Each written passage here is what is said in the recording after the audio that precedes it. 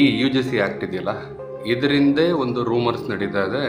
ಏನಂದರೆ, ನಮ್ಮ ಯೋಗಿ ಆದಿತ್ಯನಾಥ್ ಅವರು ಇವರು ಆಲ್ರೆಡಿ 2 ಸಲ CM ಆಗಿದ್ದಾರೆ.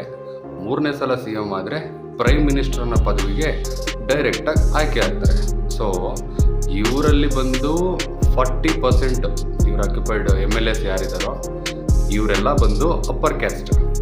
ಸೊ ಆ್ಯಂಡ್ ಇವರಿಗೆ ಬಂದು 20% ವೋಟಿಂಗ್ ಬಂದು ಅಪ್ಪರ್ ಕ್ಯಾಸ್ಟಿಂದನೇ ಬರೋದು ಅದರಲ್ಲಿ. ಸೊ ಇದನ್ನು ಬೇರೆ ಮಾಡಿದ್ರೆ, ಈ ಥರ ಒಂದು ಕಾಯ್ದೆ ತೊಗೊಂಬಂದರೆ, ಅದರಿಂದ ಇವ್ರನ್ನ ಇದು ಮಾಡಿ ಬೇರೆಯವ್ರಿಗೆ ಟಿಕೆಟ್ ಕೊಟ್ಟು ಇವ್ರನ್ನ ಕೆಳಗಿಳಿಸ್ಬೇಕು ಅನ್ನೋ ಒಂದು ಷಡ್ಯಂತರ ನಡೀತದೆ ಅನ್ನೋ ಒಂದು ರೂಮರ್ಸು ನಡೀತಾ ಇದೆ. ಇದ್ರ ಬಗ್ಗೆ ಯೋಗಿಜಿ ಅವರು ಮಾತಾಡಿದ್ದಾರೆ.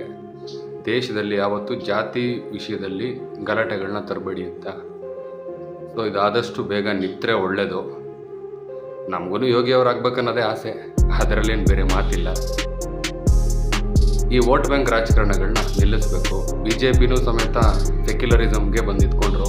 ಸೇಮ್ ಕಾಂಗ್ರೆಸ್, ಏನು ಡಿಫ್ರೆನ್ಸ್ ಏನು ಕಾಣ್ತಾ ಇಲ್ಲ BJPಲಿ ಮತ್ತು ನಮಗೆ ಕಾಂಗ್ರೆಸ್ಸಲ್ಲಿ. ಕಾಂಗ್ರೆಸ್ ಅವ್ರದ್ದು ನೋಡಿ ಬೇಜಾರಾಗಿ BJP ಹತ್ರಕ್ಕೆ ಬಂದಿದ್ವು. ಈಗ BJPನೂ ಅದನ್ನೇ ಮಾಡ್ತಾ ಇದೆ.